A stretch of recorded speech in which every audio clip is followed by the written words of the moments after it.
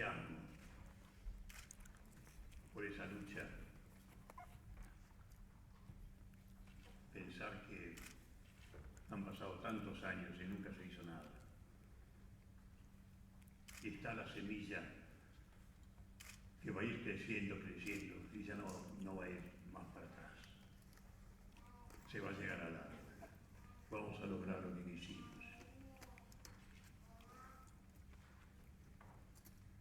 1810, ese 25 de mayo,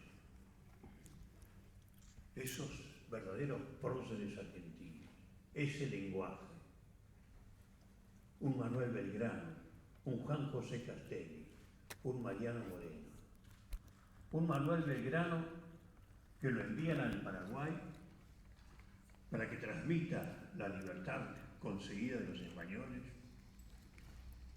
y al llegar a lo que hoy es Corrientes, Misiones, por allí, escribe un decreto por el cual se termina con la esclavitud de los pueblos originarios a que fueron sometidos por los europeos, por los españoles en este caso. Termina con las tres formas de esclavitud que los españoles occidentales y cristianos sometieron a los pueblos originarios: la mita, el chanaconazgo, la encomienda. Manuel Belgrano les devuelve las tierras comunitarias que les habían sido robadas y quitadas por los españoles. Y tiene una frase preciosa.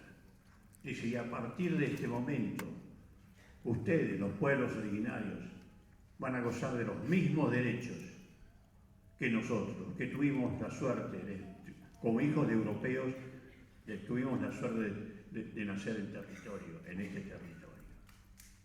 Juan José Castelli, cuando llega al Alto Perú en la misión que le mandaron, hace exactamente lo mismo.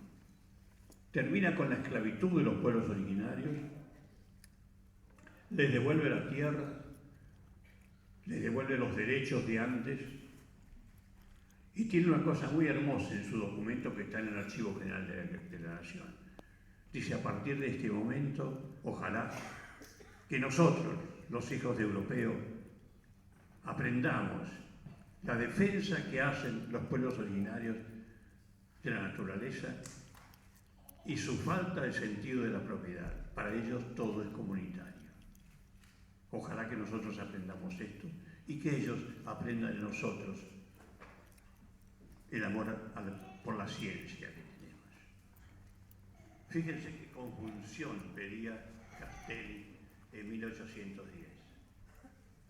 Juntaba las dos cosas buenas de los dos pueblos. Mariano Moreno, en su tesis doctoral en Chuquisaca, dedicada a los pueblos originarios, 1807, explica las cosas que hay que aprender, principalmente el cuidado que hacen de la naturaleza y también la falta de sentido de la propiedad. Para mí el verdadero descubridor de América fue el sabio alemán Alexander von Humboldt, quien recorrió América Latina entre 1790 y 1801. Ese libro, Mis viajes por América, tendría que ser libro de lectura obligatoria en todos los colegios secundarios y en las universidades argentinas, porque descubre dos cosas maravillosas.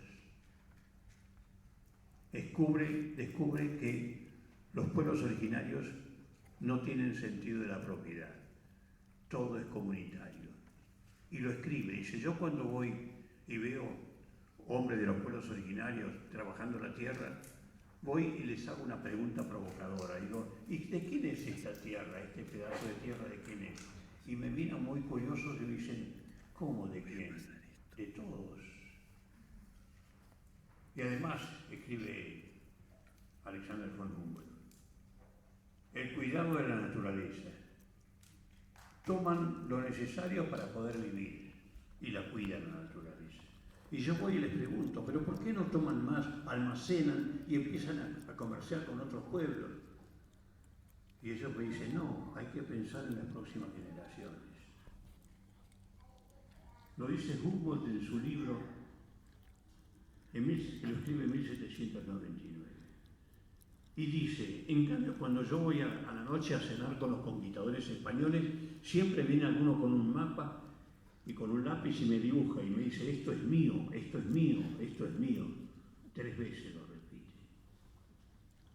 Dice, o por ejemplo, ¿cómo, dice, nosotros, europeos y cristianos, tratamos a estos pueblos?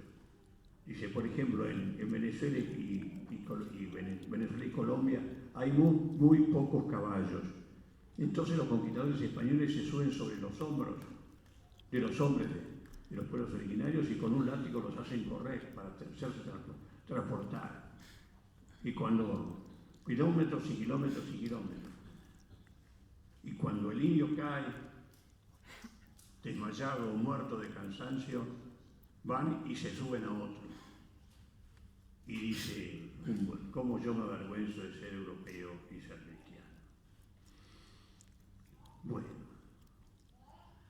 las 3 formas de esclavitud.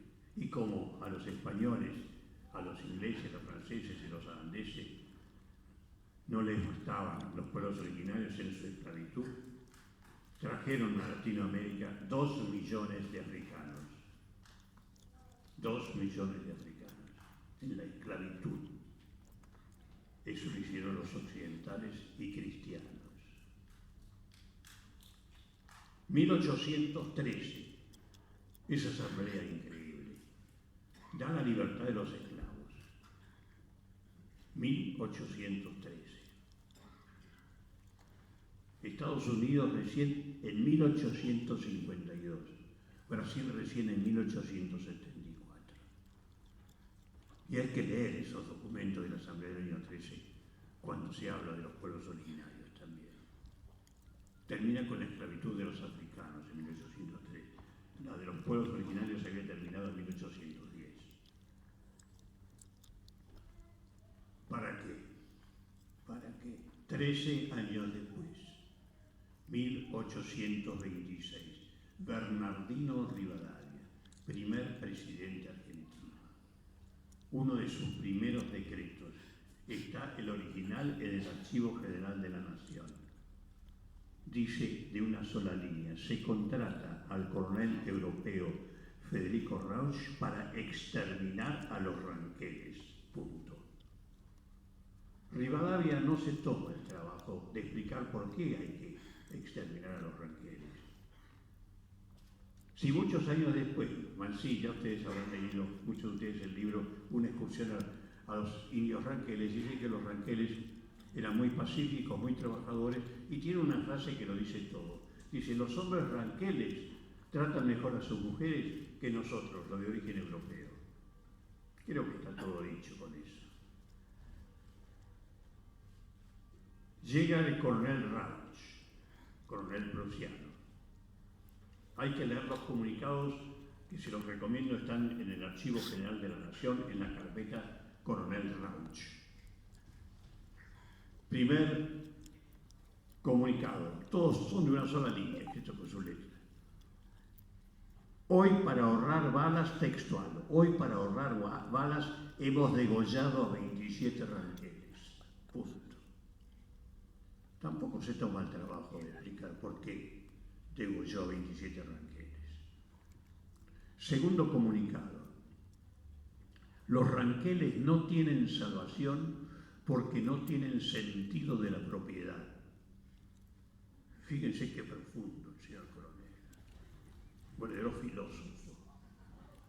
Tercer comunicado ya es inexplicable. 1826 dice, los ranqueles son anarquistas. Pero como si los grandes pensadores del anarquismo todavía no habían nacido. Pero el señor coronel ya sabía que si eran anarquistas había que eliminarlos.